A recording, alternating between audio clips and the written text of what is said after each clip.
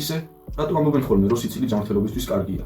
იმიტომ, ჩემო მეგობარო, რომ სიცილი მხოლოდ ემოცია არ არის. ეს მთლიანი სხეულის მდგომარეობის ცვლილებაა. და მაინც რას გულისხმობ? ანუ როცა იცინი, შენი სუნთქვის რითმი იცვლება, ხდება უფრო ღრმა და ინტენსიური.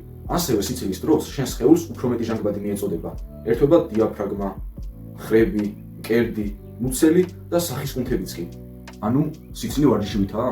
რაღაც მხრივ კი და სხვათა შორის სიცილის დროს გულის ცემა და სისხლის მიმოქცევა იზრდება. და ამ ყველაფერს სამისარგებელი მოაქვს ჩვენი სხეულისთვის? სარგებელი ის არის, რომ მომენტალურად უმჯობესდება არა მხოლოდ შენი ემოციური მდგომარეობა, არამედ ფიზიკური მდგომარეობაც. ადამიანები სიცილის დროს არა მხოლოდ უფრო ბედნიერად გრძნობენ თავს, არამედ უფრო სუბუქადაც. სიცილი ერთგვარი მენტალური და ფიზიკური შვებაა. ამიტომაც, თუ შენ ძიმე რთული დღისა და სამუშაოს შემდეგ თავს ზედმეტად დატვირთულად გრძნობ, მაშინ გამოყავი შენი თავისთვის 5 წუთიანი შესვენება და ამ დროის განმავლობაში იცინე. დამიჯერე თუ ამას გააკეთებ, შენი დამძიმებული თავი შემსუბუქდება და პოზიტიური ენერგიით აივსები. მაშა სადამე სიცილი თვითგანვითარებისთვის ხელსაყრელი ატრიბუტია. დაალაიქე ვიდეო და გამოიწერე არხი. ასევე დაწერე კომენტარი W ჯანსაღი სიცილი.